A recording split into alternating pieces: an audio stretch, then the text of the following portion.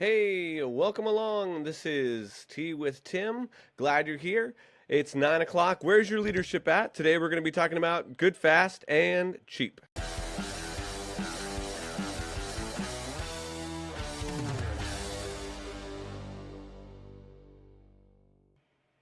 Hey, my name is Tim. Welcome along. So glad that you decided to join me at 9 a.m. I have my You're My Special Person mug, courtesy of my wife. She got it from her sister Tina. So I'm using that this morning, drinking my tea. Here with Tea with Tim.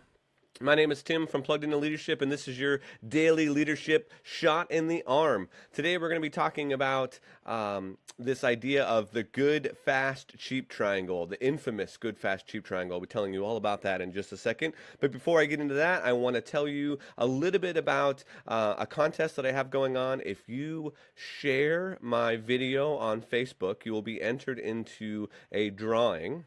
And on Friday, I will pick from everybody that has shared my video over the past 4 days. I will pick, and you will receive a leadership resource. So that'll be really cool. So go ahead, if this video helps you, if you enjoy it, if you just maybe want a free resource, share it on your page and get the word out. Really, really, really appreciate it.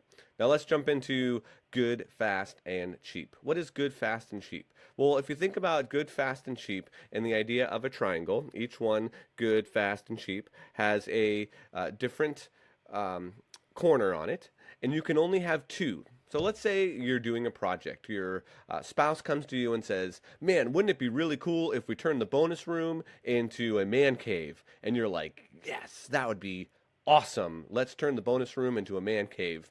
Well, you have some options. It can be good. It can be a really good man cave and have all the sweet bells and whistles that every awesome man cave would have, big screen TVs and super cool lounge chairs and all kinds of fun things.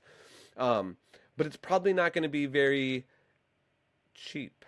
So it's going to cost you a little bit of money to have all those really cool things. So you can only pick two. Here's the thing. They're good, fast, and cheap. You can only pick two when you're doing a project. Now, again, this isn't a hard and fast rule. It's just something that I've learned over the years. So let's go back to our man cave. If it's going to be good and cheap, it's probably going to take a long time. You're going to have to do it yourself. You may have to wait for sales to come up, or you wait for things on eBay or Craigslist. So it might take a little bit longer. If you want it to be good and fast, it's probably not going to be very cheap. You have to, if you hire a contractor, you're going to have him work extra. He's going to work long hours. If you don't really want it good and you just want it fast and cheap because you just need a man cave in that bonus room, I mean, goodness gracious, you just got to have it. It's probably not going to be very good. There's going to be things that are missing, all that kind of stuff. If you want it to be good and you want it to be fast, it's not going to be cheap. So you can only pick two. I learned this rule, this good, fast, cheap rule, recording albums at my recording studio back up in Pennsylvania. When I owned TMJ Recordings, I noticed that this happened consistently, happened a lot, where bands would come in and they'd be like, man, we got to get this album out like by the end of the month, which is like really fast for a 9 or 10 song album. And we don't want to spend a lot of money. I'm like, okay, we'll do our best to get it out by the end of the month. Well, it wasn't usually very good because they wanted it fast and they wanted it cheap, and so the album wasn't very good. There was mistakes, there was things that they should have done over again, etc.